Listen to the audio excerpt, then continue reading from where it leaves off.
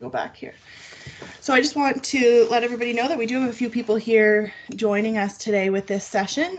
So the admissions office kind of joined forces with Global Health to come together to put on this presentation specifically targeted towards Black and Indigenous students, but it was obviously welcome for anybody to attend. So thank you for coming. We also have Dr. Andrea Rideout here. She's our Assistant Dean of Admissions, so she'll be listening in and she can help answer questions as they come up.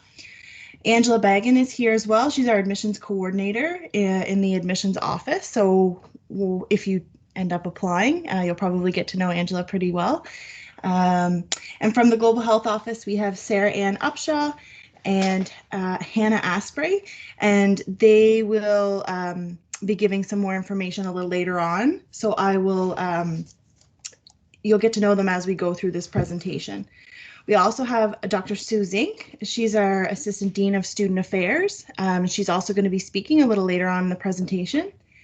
And some student and physician mentors. We have Dr. Leah Jones and Ola Sabodu here. So thank you guys for joining us, and you'll also get to know them as we move through the presentation. So I'm going to get started, and we can save some time at the end for questions, but certainly if something comes up as we're going through, just feel free to use the hand button to raise your hand, and we can address it as we go through. This is just a little video that was created from some of our students. And actually, I don't know if I've shared my computer audio, so just let me make sure that that's there. Just one sec here.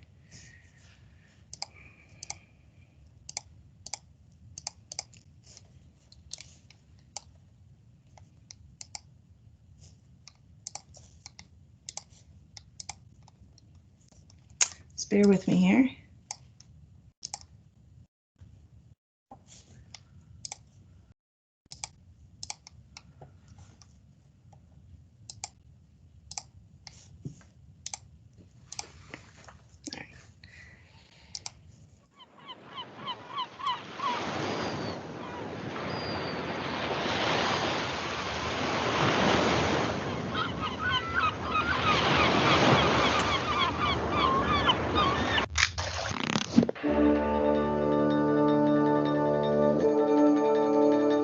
With incredible clinical exposure from day one at DalMed, we don't know a medical education without patients.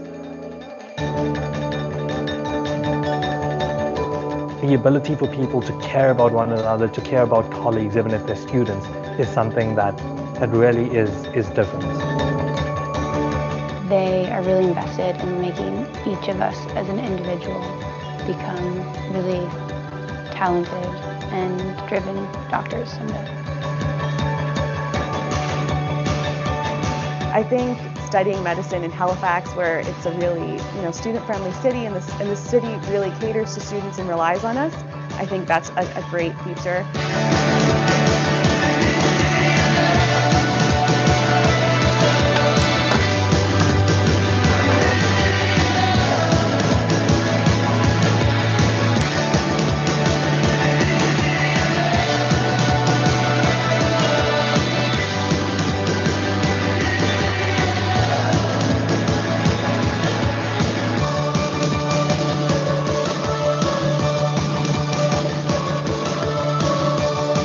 DalMed, I feel like anything is possible.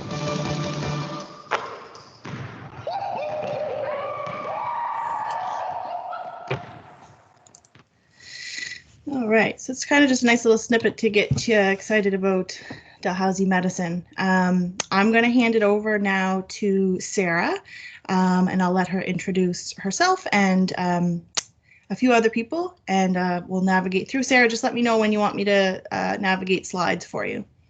Sure. So I'm Sarah Upshaw. I'm the Plans Program Manager, so promoting leadership and health for African Nova Scotians.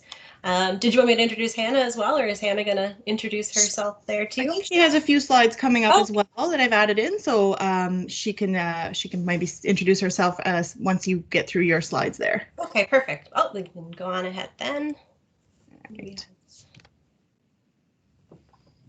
Okay, so we have Dr. Leah Jones, who will be speaking a little bit later, here to answer any questions that you may have. I don't know if Leah, you wanted just to take a second now to introduce yourself, or if we wanted to wait until a little bit later. Sure, I can say hi. Yeah. So hi, I'm Leah. I am from, there's kind of a big blur of all of my information there, but basically I'm from Dartmouth. I was born and raised. I went to Dal for bio, and then went to Dal Med. I graduated in 2018, then did my family medicine program at McMaster in Hamilton, and I just finished in 2020, so I'm a brand new family physician. And now I'm locuming, which we can talk about what that means if people don't know what that means, in Ottawa. So happy to answer any questions about, my journey to and through medical school. Perfect. Thank you so much. Thanks, Leah.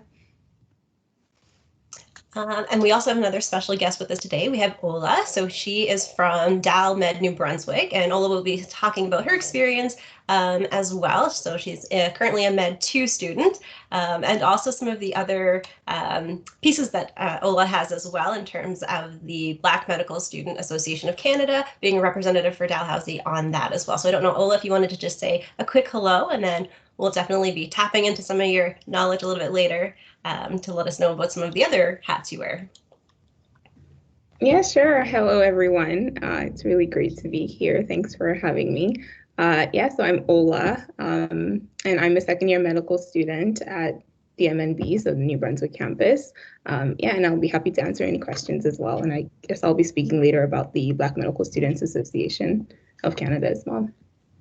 Perfect. Thank you so much. So just a little bit about plans. So the goal of plans is around the recruitment and retention of Black students within the faculties of medicine, dentistry, and health. Overall, looking to improve some of the health outcomes for the different communities. And we're looking to have healthcare professionals from the communities that are ready to kind of go back and serve the community. So we really encourage having our participants kind of working back into the community that they come from, making sure that there's representation of all of the different professions within the community. And we do a variety of outreach and educational activities, which I think will be on the next slide, a little bit about some of the things that we do. Yeah, so some of our programming that we offer are some of our bursaries and scholarships. We have a few student-led groups, including our Atlantic Association of Aspiring Black Physicians, which might be of some interest to some of the people on the call, as well as some of our summer camps and Plans Prep Institute that we do, which is targeted towards some of our youth, so the junior high and high school participants, to give them some awareness of what activities and things are available for them in terms of different professions. Lots of community outreach, assistance around some of the admission pathways, mentorship programs, which I'll talk about a little bit more, and then a co-op placement opportunity that we're pretty excited to have as well for high school students.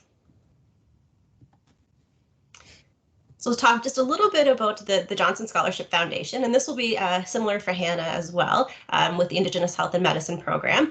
So just some of the supports and things that we can offer through plans in Indigenous Health and Medicine. We have the entrance exam bursary. So for those of you who are thinking about applying to medicine, it would be important to know just in terms of that reimbursement piece around the Mcat as well as the CASPR. It's not a program that's specific to medicine. We do kind of look at other programs as well that have some of those entrance exams. So knowing that sometimes the entrance exam can be a barrier for some people, having the ability to be reimbursed for that to just kind of reduce some of the financial barriers that come along with applying to some of the programs. We also have a professional development or a conference bursary, so looking to ensure that students have the ability to explore some of the professional development opportunities that are available to them. So whether that's attending a conference or looking at different research or things that are happening that you're able to participate in, so providing some support to attend some of those, hopefully in person soon, conferences and things. And then this year was our first year for our Johnson Pathway Scholarship that was available as well. So we were fortunate enough to give out $4,000 scholarships to several students. So lots of good opportunities around bursaries and scholarships for students. And then a little bit about the mentorship program. So the mentorship program that we have specific for Black applicants is around the Sophia B. Jones mentorship program. So we that is where we have Med 1 through 4 students that are paired with residents or practicing physicians, and they get the ability to kind of check in with them, each other, explore the different, I guess, nuances of being within medicine and being a Black professional within medicine. We also have our Johnson Scholarship Foundation Mentorship Program, which is for our medical science students, and they are paired with either higher year Bachelor of Medical Science students or some of the graduate students, or in some case, medical students as well. So lots of good opportunities to connect both through the mentorship programs formally and informally as well, if you reach out for support through the PLANS program or through Indigenous Health and Medicine.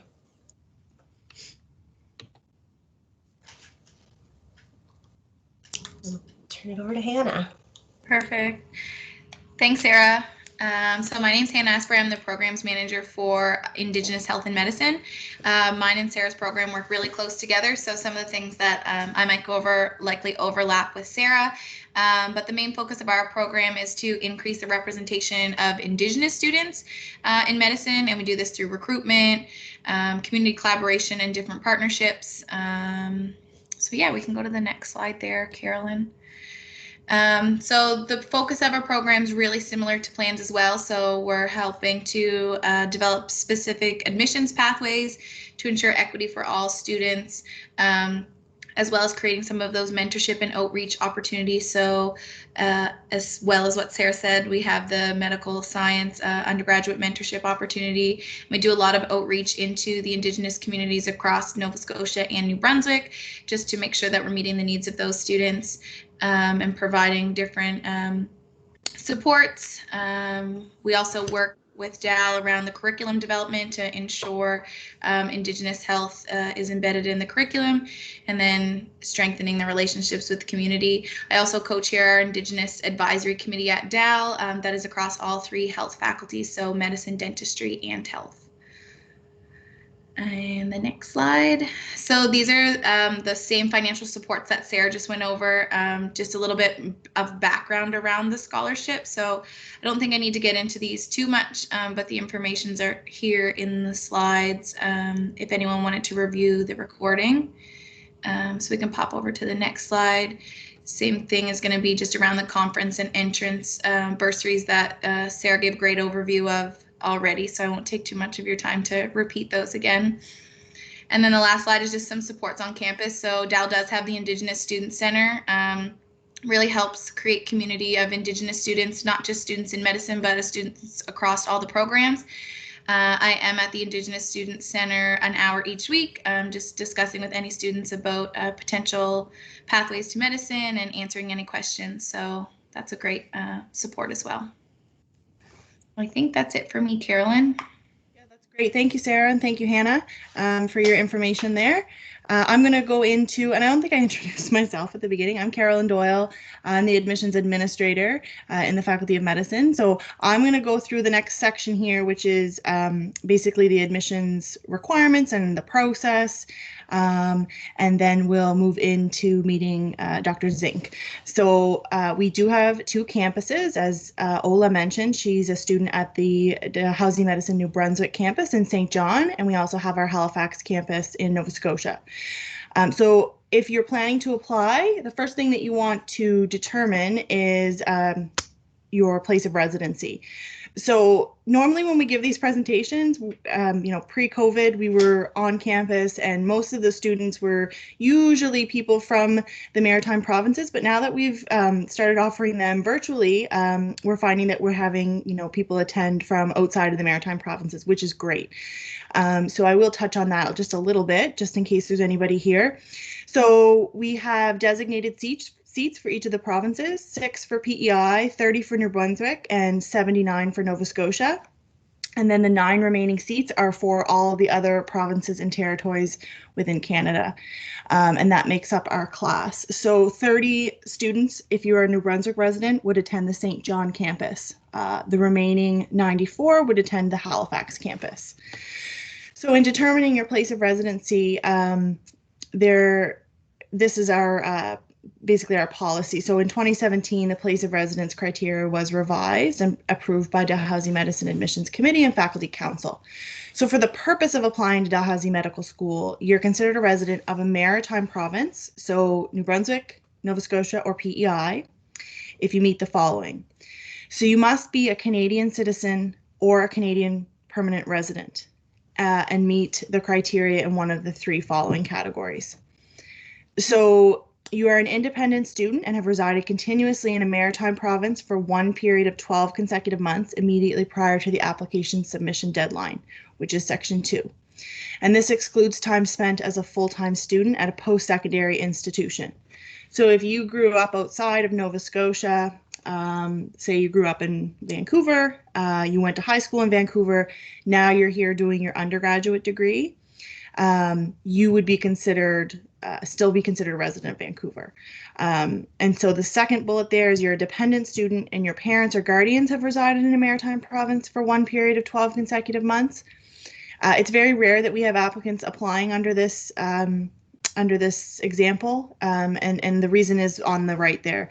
So for the purposes of our policy, you're considered an independent student if you've been out of high school for 4 years at the start of the academic medical program.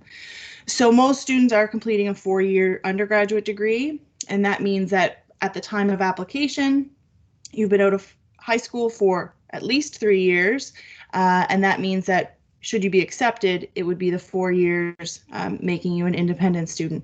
So just to kind of put that in perspective, if you're planning to apply this upcoming cycle, the 2021-22 cycle, and you graduated high school in 2018 or earlier, then you're considered an independent student. So you would need to follow the number 1 there to determine your residency. And then we finally we have a third example there. You've completed 6 consecutive years of post-secondary education in the same maritime province. So if you have been in the province for 6 consecutive years and during that time you were a full-time student in post-secondary studies, you could apply as a resident of that province. So that can get a little bit confusing for some people depending on their situation. So certainly reach out to us if you have a question about your residency that you're just not sure of, and we're happy to clarify that. So our education equity, committed to our social accountability, Dalhousie Faculty of Medicine recognizes that education equity and affirmative action processes are required to increase the admission of a number of graduates from underrepresented groups, specifically African Nova Scotians and Indigenous persons of the Maritime region who have a substantial connection with the Indigenous community. So in order to do that, you can self-identify in Section 1. It's checklist item 4 of 10, which will make sense once you get into the application form in order to be considered for admission under education equity. Minimum academic and non-academic requirements are required for all prospective medical students, and applicants who voluntarily self-identify under the education equity statement are considered on the basis of their qualifications for the study of medicine rather than in relation to other candidates. So it's easy enough to say that, and some of the feedback we've gotten from Sarah and Hannah are, well, what does that mean? So if you choose to self-identify in Section 1 of the application, what does it mean that you're considered on the basis of your own qualifications? And so when you're thinking about applying, you want to keep in mind, so selection for admissions offers is determined from assessment of academic and non-academic attributes. So this kind of table outlines, the questions that you're going to want to ask yourself. Do I meet the minimum GPA requirement? And so this table reflects our maritime minimums. So 3.3 on a 4.0 scale. Do I meet the minimum Mcat requirement, which is the minimum score is a 499, which section scores no less than 123. And do I meet the CASPER requirement, the supplemental and essay requirement, and the interview score? And so the final 3 pieces there, those are assessed annually. The minimum requirements are based on, for CASPER, interview capacity and size of the applicant pool. And your essay and your interview score are provided to you in your decision letter should you be unsuccessful. So obviously there is a minimum requirement for each of those non-academic pieces as well. So applicants need to demonstrate sufficient evidence of core competencies, so non-academic attributes expected of incoming medical students by meeting the requirements in all aspects of the application. If you do meet the minimum requirement in each of these sections and components of the application, then you would receive an admissions offer. And so throughout this presentation, we do have a few student testimonials. These are no longer students, but they were students when they wrote them. So Henry and I guess Dr. Annan and Dr. Young.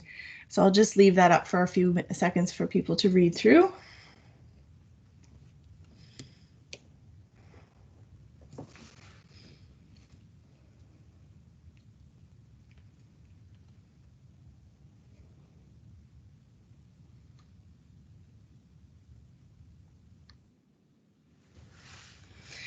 And so just some application tips when you're obviously all here today because you are, you've been thinking about, or you've decided that you wanted to apply to medical school.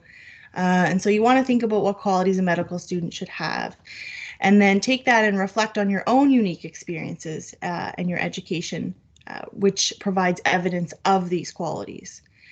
And so for qualities that you're still developing, from now until the time that you apply or during the application process, you may want to seek out new experiences that will help to develop those qualities.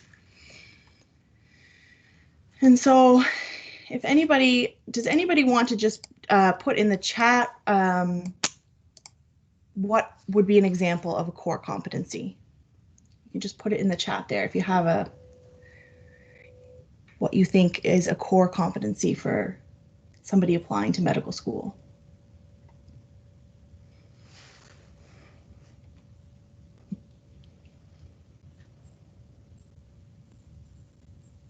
So I see leadership and advocacy, empathy. That's great.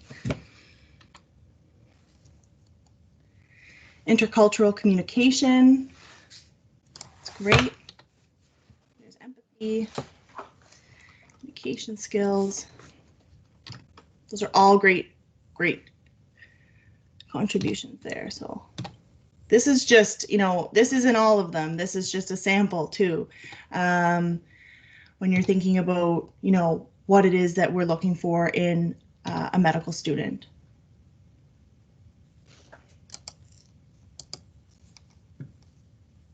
Social skills, cultural competency, communication, that's all great. So our academic requirements for both maritime and non-maritime applicants, you must have a degree, an undergraduate degree that's equivalent to 90 to 120 credits. So usually that's a 3 to 4 year program, is completed or in progress to be completed prior to the start of the undergraduate program.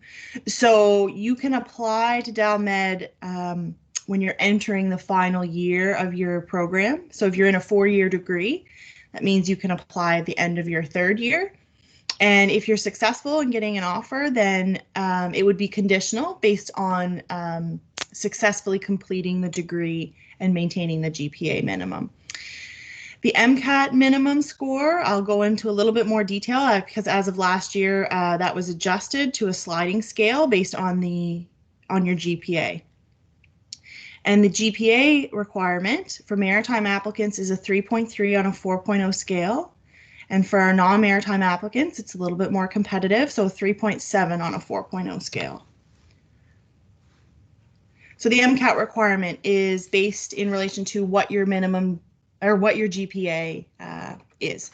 So you can see here, the blue table at the top is reflective of our maritime requirements. So if you have a GPA of 3.6, the minimum Mcat score required of you is going to be 496. So a total score of 496, and the minimum category score for the Mcat is 123.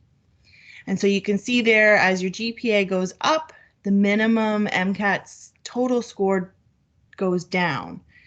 And same for the non-maritime applicants. It's just adjusted accordingly. Like I said, the non-maritime applicant pool is slightly more competitive. This is another student at our DMNB campus, Jared. So he is a Med 1 student. I'll just leave that up for a sec. So these just kind of give you an idea of the different pathways people went through as an applicant and their experiences.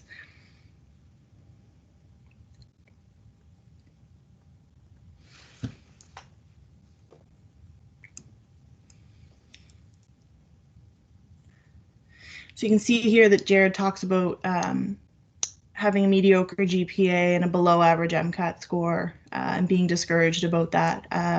And I'll speak to that a little bit later in our presentation, but it just goes to show that Dalhousie medicine specifically, its application process doesn't focus primarily on academics. There is a minimum requirement that you must demonstrate, but the scoring of those pieces in relation to the other components of the application allow applicants to be successful while also not having the top of the line 4.0 GPA and that 5.0 whatever Mcat score. You can still be successful, like Jared says here, you know, with, I don't like to use the word mediocre, but with meeting the minimum requirements, you can still be successful. So our course load requirements, if any of you have been on our website in the last 6 weeks, you will see this there. So new for this year and the upcoming application cycle, we have eliminated the full course load requirement defined as 5 full courses or 30 credit hours per academic year. With that being said, it is important to note that while the full course load requirement has been removed, applicants should be aware that the undergraduate medical curriculum is a rigorous full-time curriculum. So being able to maintain a full academic schedule with a minimum GPA most likely approximates and prepares applicants for the academic capacity necessary to successfully meet the expectations for the undergraduate medical education curriculum. And so on the heels of that, it changes how we are looking at your GPA. So for the upcoming application, your GPA is calculated by the following. There's 2 options. The first one is for undergraduate students who have an undergraduate degree, and that's using the 60 most recent credit hours of graded, so alphanumerical courses from a completed or in progress to be completed 90 to 120 credit baccalaureate degree. If you've completed a graduate program, you can use up to 15 credit hours of graded, again, courses from a completed or in progress to be completed graduate degree, so a master's or a PhD. And then the 45 remaining credit hours would be taken from your undergraduate degree, and that would be the 45 most recent credit hours from the undergraduate program. So that's new this year. You know, we're navigating some questions as they come through. So there's a couple notes there of things that have come up, seem to be frequently asked. So some programs like nursing, engineering, and co-ops run through the spring and summer semesters. Therefore, courses completed within those terms would be included in the GPA calculation. Courses completed out of personal interest or that are not part of the degree requirements are not eligible for GPA calculation. Pass, fail, and credit, no credit courses are also not included in the GPA calculation. We do need a letter or a numerical grade. And for repeat courses, if both grades fall within the 60 most recent credit hours, then both grades will be included. So those are just some frequently asked questions that we've noticed have come up. So as I talked about earlier, we have our academic and non-academic selection tools. So we just went through the degree requirement, the GPA requirement, and the Mcat requirement. And then we have our non-academic pieces, which is the CASPER, the essay and supplemental, and the MMI, which is the interview. And this is Nathalie, and she was unable to attend today, but she wanted to pass along her testimonial, so I'll leave that up for a sec.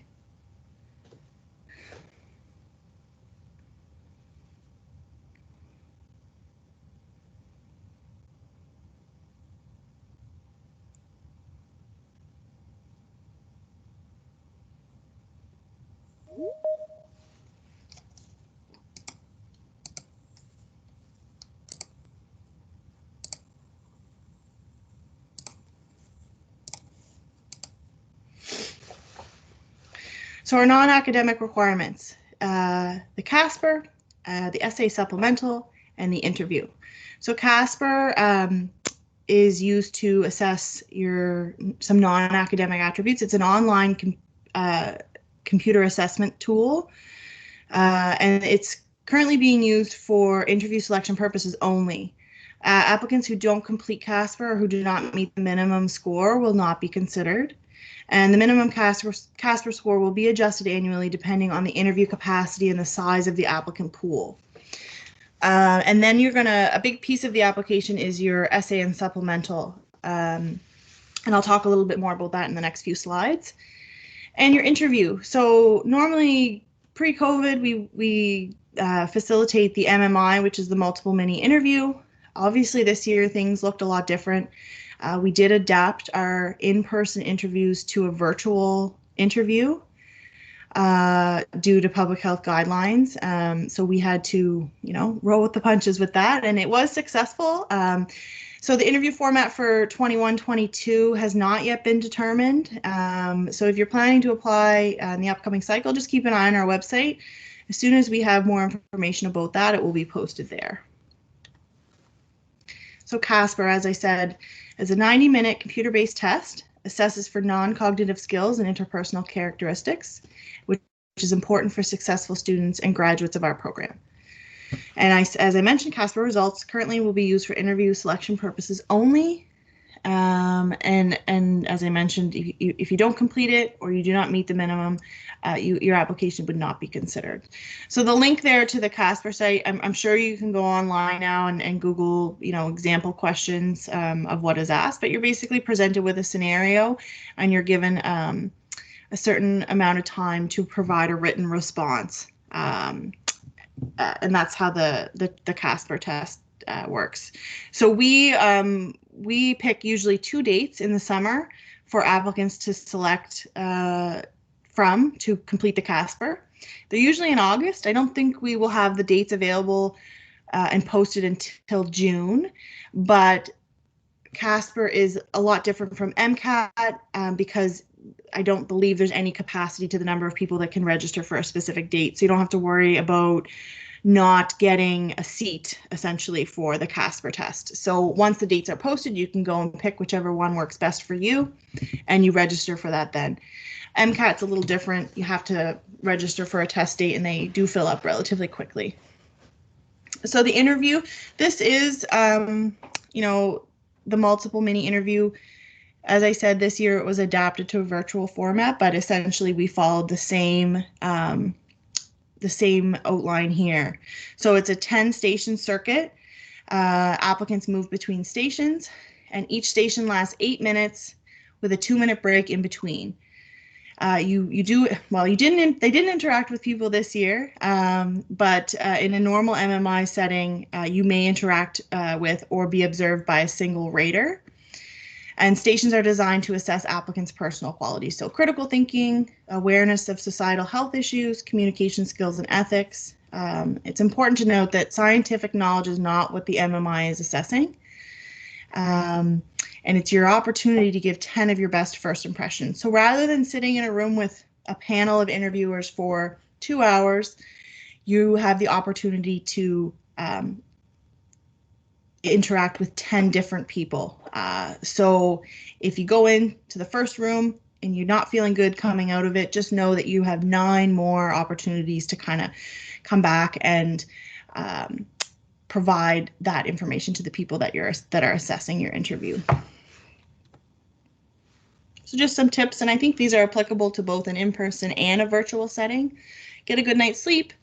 Try and eat breakfast and lunch. For those that have interviewed in the past, Leah and Ola, I know maybe you can speak to this a little bit later, but the interview can be a very stressful weekend. But it's important to try and follow some of these tips to take some stress off of you going into the interview and come in on your best foot. So with each scenario that you're presented with, take a minute to reflect on your own qualities, the skills and experiences, and how they can inform your response to the scenario. And this is our favorite line now, which we are going to continue to use: be yourself, because everyone else is taken. So you can do interview prep and practice, but you don't want to come in too overly rehearsed. The interviewers really want to see the true you. So, you can practice and practice those interview skills, but, trying to overdo it can come off as over rehearsed when you're coming into the interview. So part of the application is the essay. So you'll be asked to write a up to 1,500 word essay, and it's your personal statement and opportunity to provide a narrative, which should address the question being asked. So how have your experiences shaped your desire to become a physician? The committee is interested in your community connections, relationships, experiences in a group setting, as well as hearing about challenges, including successes, adversities, strengths, and weaknesses, which make you an ideal applicant for Dalhousie Medical School. And so our non-maritime applicants are also asked to submit an additional 250-word statement describing their knowledge and connections to the maritime provinces and how that has contributed to your selection for DalMed as your preferred choice. And the supplemental form. So this is where you're going to list your extracurricular activities, your medically related experience, your volunteer experience, any employment that you've had, and awards and accomplishments.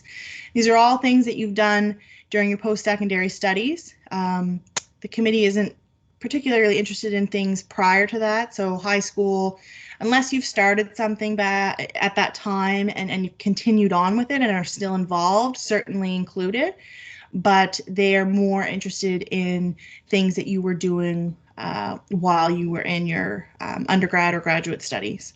And so there is working documents of this on our website, and so you can take a look and see kind of what it is how the format is laid out and what it is we're looking for.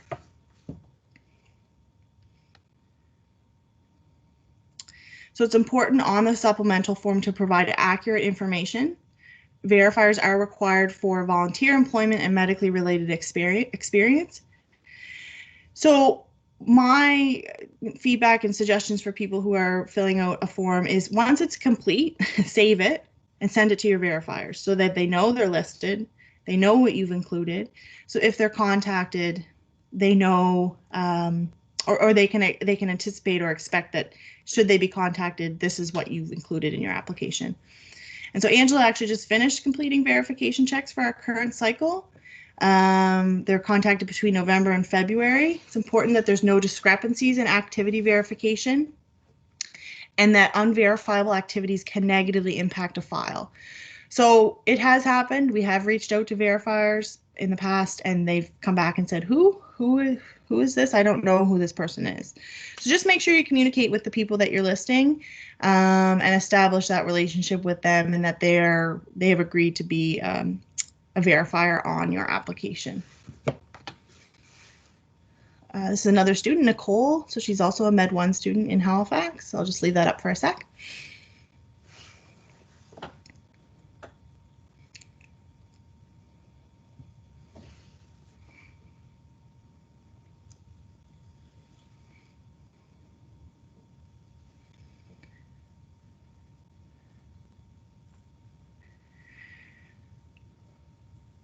So I do like that Nicole speaks to the number of times it took. You can see there are 4 rounds of applications. So it can be discouraging for applicants if they don't get in on their first, second, third. I don't know the current statistics, but I think the last time, Andy, you can speak in here, but the average applicant, it takes, I think, 2 tries to get in. I don't know if that's current, but that was what it was at one point. And so, it comes back to that competency of resilience and taking what you've learned from an application that wasn't successful and turning it around and, applying again and, putting into another application what you've learned from the last one. And so if you're not successful in getting an offer, I did mention this, but we do provide you with your application scores. And we give you the average scores for the successful pool. So you can see where you may have fallen short in the application based on the scores that are provided and where you may want to focus some of your time should you choose to reapply. So we also have discretionary points. There's 5 discretionary points, which are assigned basically at the discretion of the committee that's reviewing your file. Discretionary points may be allotted for any outstanding features in a file. These are examples, but not limited to these. This list on its own. So research and publications, athletics, excellence in a particular field or discipline. So dance, music, writing, community service, scholarships received in university, recognition for community service, were there exceptional circumstances that you overcame. So, you know, up to 5 points can be awarded if a committee member receives your file and feels that, you know, something is showing in there that demonstrates anything outstanding above and beyond, you know, another file. So the pictures here are from Euphoria, which is a talent show that the medical students put on every year to raise money for a designated charity. It changes every year. Actually, I think this is Leah's class right here. And so it's something we look forward to every year, and it kind of just, I think, is a great example of discretionary points because there's so much talent on the stage. It blows us away every year. So singing, dancing, music, videography, everything you can think of, these classes come forward and they create costumes. Like this is a costume here. They do it all themselves as a class. So just kind of some fun pictures to show some of the DalMed life experience. This is another student, Moyen. She is graduating this year, so she's a Med 4 student.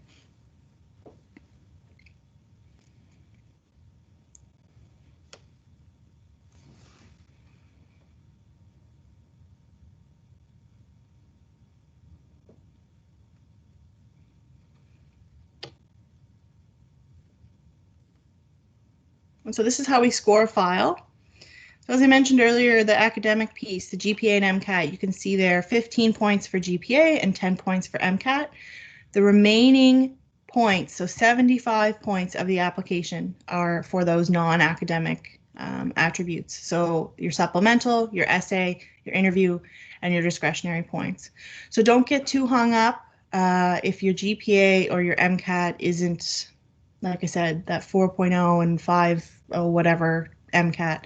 You can be successful while meeting the minimum requirements. So focus that time on the other components of the application. If you've met the minimum GPA and the minimum MCAT, take some time and focus elsewhere within the application. So your interview skills, you're building your supplemental, writing a great essay, and those pieces of the application that make up 75%. This is another student, and I don't want to rush through anything. I'm going to skip to the next slide because I'm just aware of the time here. But this will be recorded, and I will provide a PDF version of the file, so if anybody wants to see it afterwards. So deadlines are important. If you miss a deadline, you're setting yourself back 2 years because you apply in the summer. If you miss the deadline, we're very strict. The application is canceled, and then you have to wait till the following summer to apply, and the application is a year-long process. So I really encourage people to go to our website for the most up-to-date information on the deadlines. There's a whole page. You can put all the dates in your calendar to make sure that you're not missing anything. This is a typical week in Med 1 and 2. I'm also going to skip over this because I'm going to possibly let Ola touch on this at the end, just her experience so far. And I want to make sure we have time for the rest here. So should you be accepted, the Student Affairs Office is, you're going to get to know them very well. So Dr. Sue Zink is our Assistant Dean of Student Affairs. I'm going to hand it over to her now to go through the next couple slides, and she can talk about what supports the Student Affairs Office has to offer. Sue? Thank you, Carolyn. It's nice to meet all of you through Teams.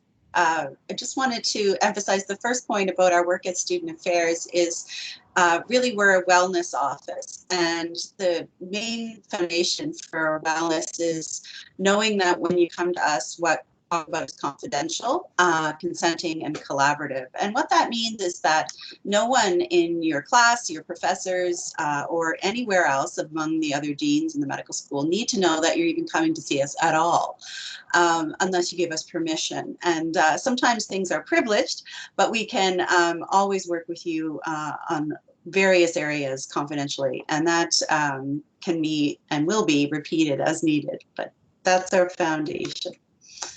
And next slide. So this is our team currently. We have 2 campuses, as you know, at Dalhousie Faculty of Medicine. And so along the top is our DMNS Nova Scotia team, and the bottom our DMNB team based in St. John, except for Tracy, who's here with us in Halifax as well. Next slide.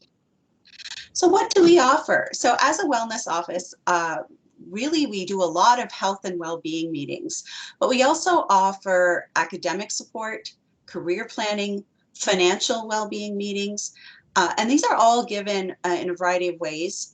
Individual meetings, small group sessions. We do didactic teaching that's embedded in the medical school curriculum, and we also organize small workshops and guest speakers as well. One of the newer programs, or new iteration of an older program, is that we can facilitate introductions to mini mentors in the Faculty of Medicine, particularly for Med 1 and 2 students who haven't yet made those clinical contacts. Next slide, please. Just go into these areas a little bit more. So here are some of the things we help students with, and we pretty much see all students of all years, at least once during their time, and some many times, because things change year to year. So we can help with stress and anxiety, substance use or self-defeating behaviors, personal family crises, short and long-term illnesses, leaves of absence or time off, and scheduling adjustments or time and lifestyle management. This last one we actually do a lot of. Some people aren't needing to take a formal leave. Some people aren't struggling with a particular, mental health disorder, but rather distress, difficulty adjusting to the demands of medicine at times and whatever may be happening in their life. And it's our pleasure to meet with you to talk about those things. And there's no shame in that. In fact, we'd love to see you as early as possible to talk about these things. For those who need it, we can connect you with psychological and medical services, whether it's at the Dalhousie Student Health Center or elsewhere if needed. And again, those would be confidential connections with your permission only. We can also connect you to some of the campus interest groups and also some of the relevant campus cultural groups if you're interested and not aware how to make contact with them, and including the resources at the Global Health Office. So we try and collaborate, and one of our goals is to continue to increase collaboration with Global Health. So each class has 2 elected student wellness support liaisons as well. And these are now elected in November to allow new students in Med 1 to understand the role and to encourage them to apply for this. So Med 1, 2, and 3, and 4 will each have 2 student affairs wellness liaisons who you can go to directly to talk about wellness concerns. And if needed, they'll direct you our way to student affairs confidentially. The SALs also receive training in mental health first aid, and we also offer them leadership support in an evening meeting bi-weekly. Slide. Should you apply, I encourage you to think about becoming a SAL. So we also offer academic support. And because it is a new world with new challenges, as I alluded to, you may feel unprepared, or maybe you've just underestimated the time it takes to continue some of your activities and juggle all of the new aspects. I certainly remember that as a first-year student coming from an undergraduate science degree that was based all over campus at an undergraduate school to one building, but lots of intense change in types of study. Required adjustment. And many people are also moving, getting married, all kinds of things happening. So if you're experiencing anything that's affecting your studies, again, get in touch, and as early as possible. We'll help you find a solution that works for you, your education goals, your academic progress. One of the services we have, and you'll learn more about this when you're a student, is that we can make referrals to the Student Success Center or accommodations offices. Those can be for people with specific learning disorders or learning needs, or to be assessed for accommodations, or some people come in with accommodations for learning, and we can kind of make sure that those are carried forward for you. Next slide, please. So we won't go into this too much. We do a lot of this at Student Affairs Career Planning, but it's a bit early for that for those who are attending this talk. But we offer a series of discussions, both in small groups and mostly individual, throughout the years about what kind of medical career you would like. Most people don't know all the options when they come in, and so our goal is to help them ask the right questions so they can figure out those arcs that they want to take. Whether it's what they're interested in, what kind of lifestyle they want, do they want to teach, do they just want to do patient care?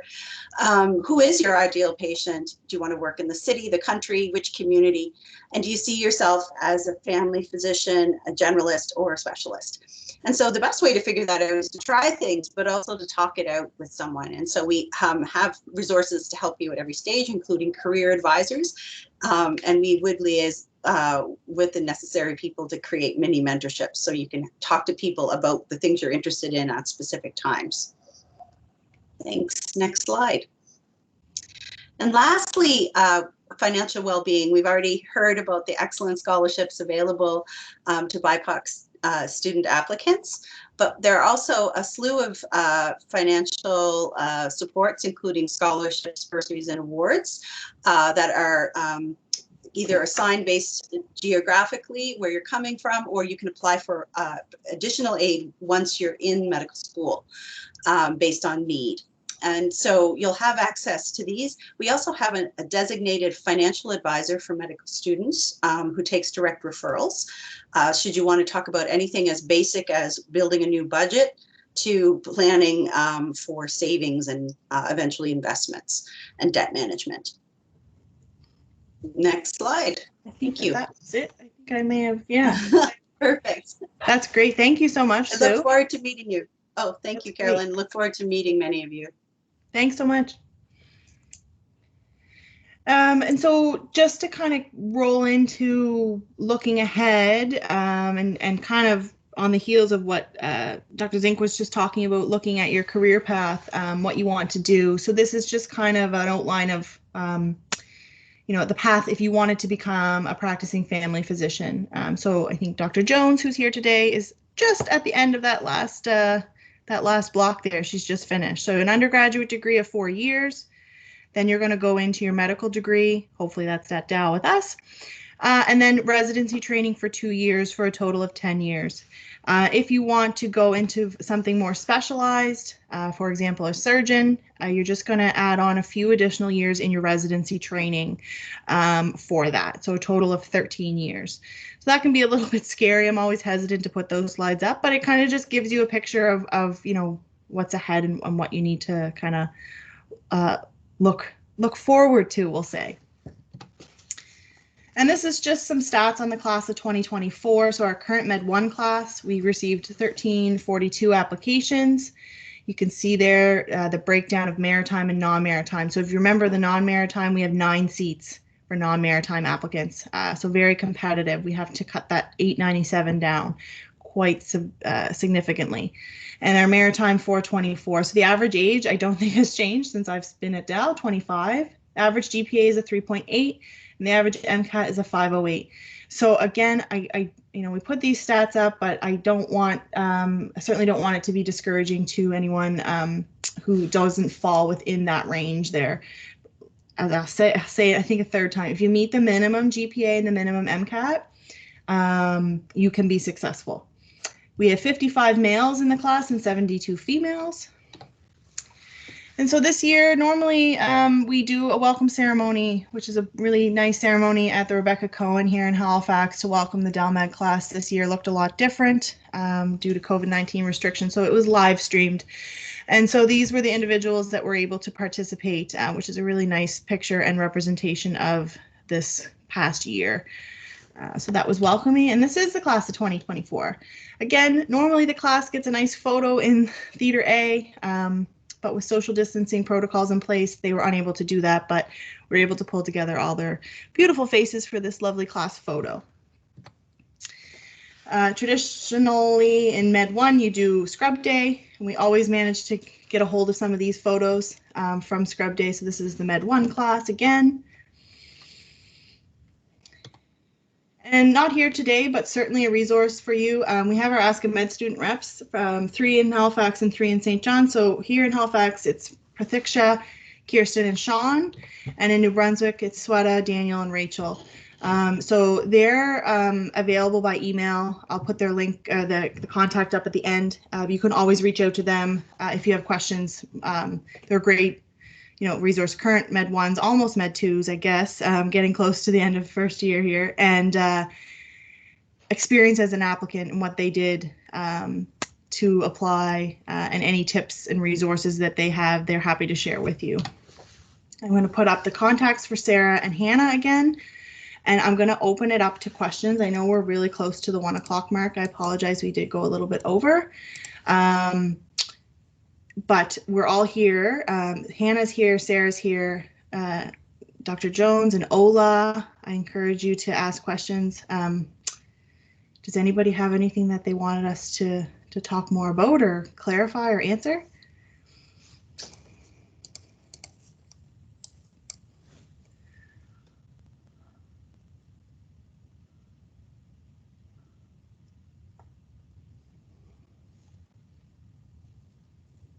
I'm going to put Ola and Dr. Jones on the spot. I'm going to open it up a little bit here. So what was the most challenging part of applying for both of you when you think back to being an applicant? Can either of you speak to that?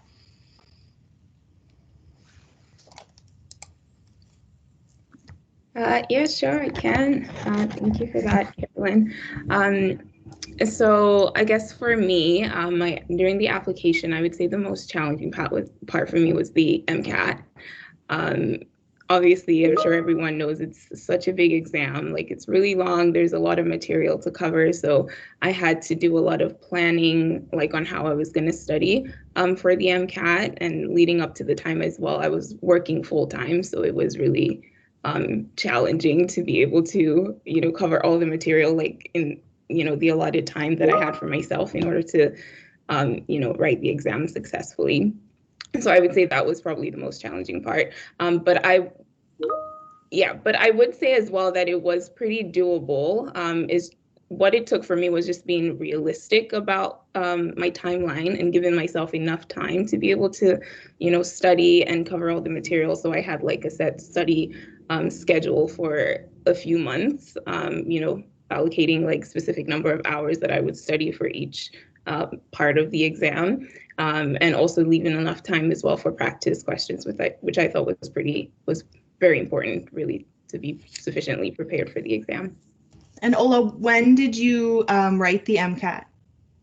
So I wrote it a few months after I graduated from my undergrad. Okay. Great, yeah. So it was about a year before I even applied. Okay, perfect. Yeah, a year and a half actually. Leah, did you have anything to add to that? I echo what you're saying as well. It was a really tough time. The MCAT is such a big exam, like you were saying. I was also working, but one thing that I did as well was a prep course. I forget the name, which is, it's crazy that I forget the name, but it's so far in my past now. But it did help. Was it the Princeton? Somebody's in the chat. Yeah. Okay. Princeton review. Yeah. So I did do that. It was like every morning, and I was working in a lab at the time, so I just went to the lab afterwards. But it was good because they had practice tests, and you met people also going through the same thing. So I found that really helpful. Yeah. Awesome. And I think plans might have some funding for people who might not be able to afford it. I do remember it was a financial barrier for me at the time, and I remember talking with plans about that through med school. So I'm not sure if Sarah can talk to that or if there is funding now. Yeah, actually, we're currently looking at developing a bit of a cohort and a course to support students that are looking to apply. So there'll be more information coming out for both plan students and Indigenous Health and Medicine students around a course to support that. That's awesome. Great. Thanks, Leah. I'm just going to go back in the chat. There's a couple questions. I think Andy addressed, somebody was asking how many nursing graduates apply, and Dr. Rideout. So we don't have those exact numbers, but having said that, we have many second career applicants, including people with nursing, pharmacy, engineering, and teachers and social workers. So just to add on top of that, because of our degree requirement, we don't have a specific degree requirement, which I think is a nice component of the DalMed program. So we have our class composites are made up of a wonderful variety of backgrounds. So nurses, like Andy said, engineers, many people coming in. We have people with arts degrees, music degrees. We don't give preference to any certain undergraduate program as an applicant. So it really allows for people to pursue undergraduate programs that are of interest to them and that they're going to do well and excel in, and hopefully carry that forward into their medical degree and practice. And so I'm just going to go back here. If I start my application as living in the Maritimes, but along the line move out before I'm offered admission, will it affect my consideration as living in the Maritimes? We might need to get a little bit more detail about that, but if you've established your residency for example, as a Nova Scotia resident, you've been here for 12 months and you apply, you would be considered a Nova Scotia resident. If you decide to leave as your application is being processed, it wouldn't necessarily affect your current application, provided you've established that residency, but it could affect your residency should you have to reapply again in the future. So certainly, I think it's Lillian, if you want to email us, we can kind of go into that a little bit more detail just based on the information that you have at this time. From the 1,000 plus that applied, are there any stats on how many receive an interview? We do have an interview max capacity. Logistically, we're only able to accommodate a certain number of applicants for an interview, and I believe it's 3. Andy, help me out here. 3 something. I think it's 320, I want to say, that we're able to interview. So we have to kind of use those thresholds, the CASPER threshold, and first confirming the GPA and the Mcat have been met, and then we use the CASPER threshold to determine who is invited for an interview. Somebody wants to know, Ola, how many times did you write the Mcat? I don't know if you want to share that. Yeah, sure. I wrote it twice. So the first time, if I'm remembering correctly, it was in January, and I just didn't feel, so I finished the exam on the day of, and at the time, I'm not sure if it's different now, but at the time you could, they'd give you an option at the end to decide if you want it to be graded or not, and I just decided then that I didn't want it to be graded because I just didn't feel good about the exam. So I then wrote it again. I think I gave myself another month to prepare with practice questions, and then I wrote it again. Yeah. Great. I think a common time for people to write it as well is at the end of second year. I've been told from students and applicants in the past, a lot of times if you are taking a science degree, the content that's being covered in the degree is applicable to what's being tested on the Mcat during that time. So it's a good time to write it. It also allows you time to rewrite if you have to before it's time to apply. So obviously that's a personal choice when you want to write it, but I've heard that's a popular time. Somebody saying, I know you removed the full course load component, but does that mean I could fast track my program and complete my 4 years program in 2 years by taking courses over the summer? I believe that would be fine, provided you're still meeting the degree requirement. So the degree must be equivalent to 90 to 120 credits, and you would need to have 60 credit hours completed and graded before you would be eligible to apply. So it may mean that you're not eligible to apply until you've completed the program. Another question, I would encourage you to reach out to us by email just to clarify. How does the Education Equity Program determine or confirm African Nova Scotian status for those who self-identify in their application? So currently, applicants self-identify in Section 1. There is a few different options that they can choose from: Black African Nova Scotian, Black African Canadian, and it's simply self-identifying in Section 1, and that information is provided to us from the Registrar's Office, and that is what we use to determine our self-identified applicants. When is the application opening? Next application opens June 15th, 2021. So you can watch for that. We have some dates updated on our website now. the last date that hasn't been published yet, but we're very, very close, should be actually within the next couple of days, is the Mcat deadline. I believe is going to be early September, so watch for that. Oh, I see you guys are answering the questions for me.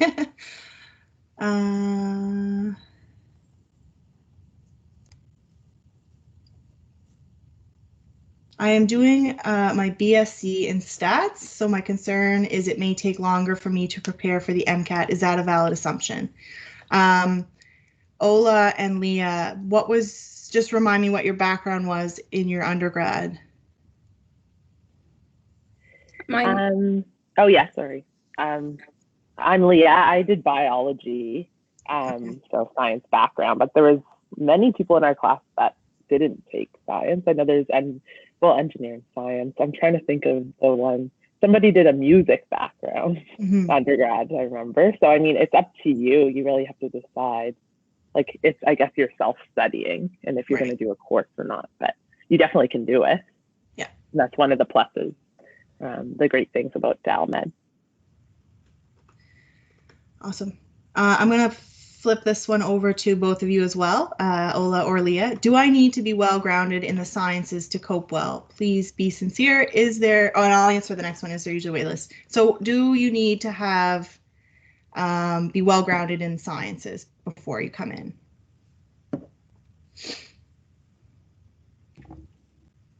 I guess I can. Oh, yeah, you can go ahead, Ola. Okay. Do you need to be well-grounded? I don't think you need to be. There's certainly maybe an advantage if you are, just where obviously a lot of the content is very heavily based on sciences, and having like that background could make it easier.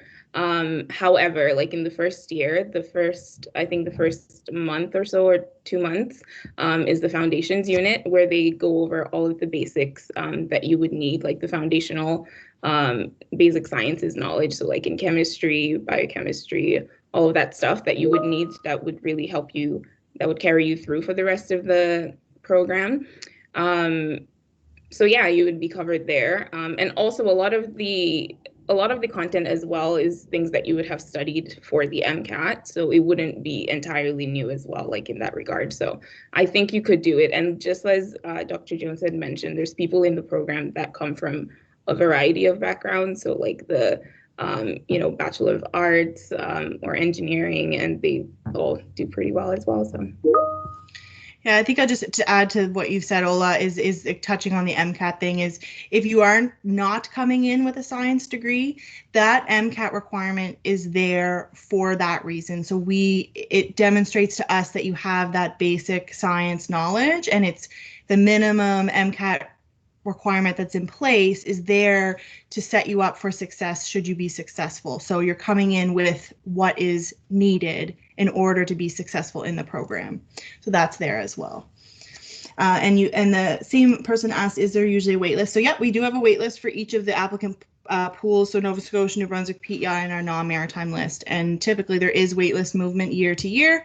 Each list is different. Typically the non-maritime wait list does move the most. And on the other end of that scale, our PEI waitlist doesn't very much move at all. We only have 6 seats, and usually those 6 applicants that are accepted accept the position. So we do have a waitlist. I have a master's degree and currently doing a second master's degree. Will these 2 be considered for my GPA, or will my undergrad still be used? So you will have the option to use all 60 credit hours from your undergrad, or you can pick one of the master's programs and use 15 credit hours from it, along with 45 credits from your undergrad. So if you have 2 masters, you can pick one or the other, select 15 credit hours of graded courses from that master's program, and then the remaining 45 would be taken from the most recent courses from your undergrad.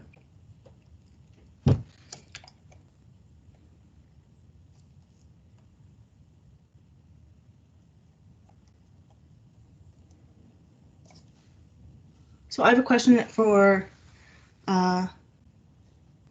Jones. Do you have any plans to come back to Nova Scotia? Yes, 100%. So right now I'm living in Ottawa because my partner's in government. So we're going to stay here, I think, for a couple years, but our eventual plan is definitely to come back to Nova Scotia. Missing it a lot, and definitely want to give back to the community that's given so much to me. I'm so grateful for, plans, for global affairs, DalMed, everything. So yeah, can't wait to come back one day. Wonderful. That's what we like to hear. Yeah. I also want to say, if there's anybody that's listening who has some more personal questions that they want to ask me, feel free to reach out. You can get my email from Carolyn, Sarah, or Hannah. But yeah, I'm happy to help out if you have Wonderful. any questions.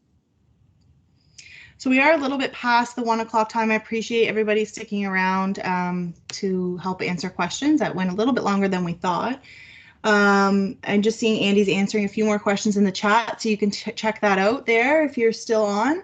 Like I said, this session is recorded. If you have questions afterwards, Sarah and Hannah's contacts are there. I'll also put up this one, which is our website, the main admissions email, and our Ask a Med student reps. Their Gmail is there as well, so you can always reach out to them that way. I thank you everybody for attending today. I think it was a really great session. It was great to see so many people join, and I hope to see some of your names come through as applicants this summer. So reach out if you have any other questions. We can stick around for a few minutes in the chat if anybody wants to answer anything else, but I'll stop the recording for now. Yeah, that's great. If anybody has any other questions, feel free to shoot them our way. But if you have to take off, that's okay too.